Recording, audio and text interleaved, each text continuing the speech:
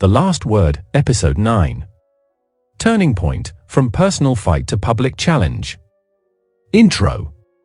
Up to this point, my story has been about personal struggle, my parents, my home, my partner, my evidence, my fight. But something happens when you push far enough, when you gather enough evidence, when you refuse to be silenced. Your fight stops being just about you. It becomes a challenge to the system itself. This episode is about that turning point, the moment where my case stopped being a private battle and became a public question. How many families has this happened to?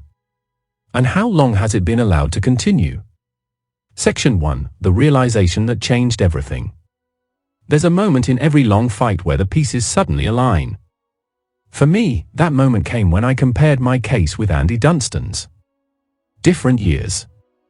Different circumstances. Different people. But the same. Unlawful charging. Misrepresentation of statutory duties. Misuse of legal powers. Emotional and financial harm. Refusal by oversight bodies to investigate. 2 families. 2 timelines. 1 pattern. And patterns don't happen by accident. Patterns happen when systems allow or enable our misconduct to continue unchecked. That's when I realized. My case wasn't an anomaly. It was a symptom. Section 2. The decision to go public. For years, I fought quietly. I filed documents. I wrote letters. I gathered evidence. I challenged decisions. I appealed refusals. But the system thrives on silence. It thrives on isolation. It thrives on people fighting alone. So I made a decision.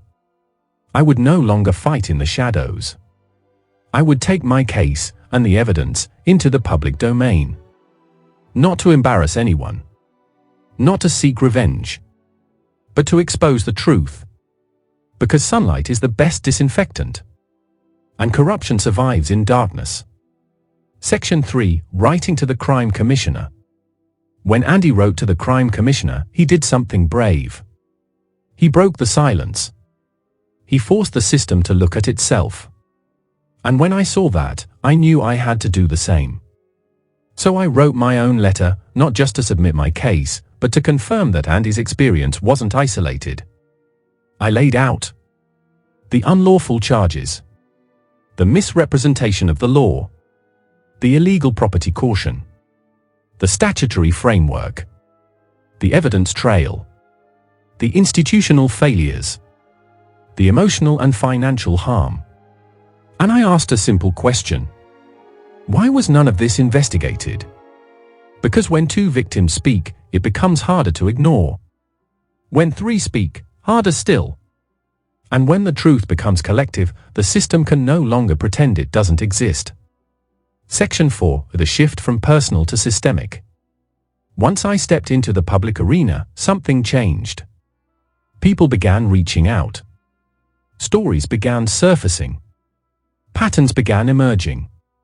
Families who had been misled, overcharged, threatened, ignored, dismissed, silenced. People who had been told, "It's a civil matter. There's nothing we can do. You're out of time. You misunderstood. This is standard practice." But it wasn't standard practice. It was unlawful practice. And the more stories I heard, the clearer it became. This wasn't a mistake. This wasn't a misunderstanding. This was a systemic failure, one that had been allowed to continue for years. Section 5. The responsibility of knowing the truth. When you uncover something this big, you face a choice. You can walk away, exhausted, traumatized, relieved to be done. Or you can keep going, not because you want to, but because you know what will happen if you don't. I chose to keep going. Not because I enjoy the fight. Not because I want attention. Not because I'm angry. But because I know the truth. And once you know the truth, you have a responsibility to yourself, to your family, to others, to make sure it isn't buried again. Section 6. the moment the system felt pressure. When two victims speak, the system notices. When they speak publicly, the system feels pressure. When they speak with evidence, the system feels exposed. And that's where we are now. The crime commissioner has been contacted. The evidence has been submitted. The pattern has been documented. The truth is out. And the system, for the first time, is being forced to look at itself. This is the turning point.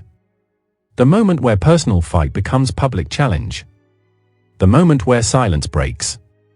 The moment where accountability begins. Closing. In the next episode, I'll take you into the heart of the systemic issue, the legal loopholes, the institutional incentives, the cultural failures, and the reasons why councils across the country have been able to misrepresent the law for so long.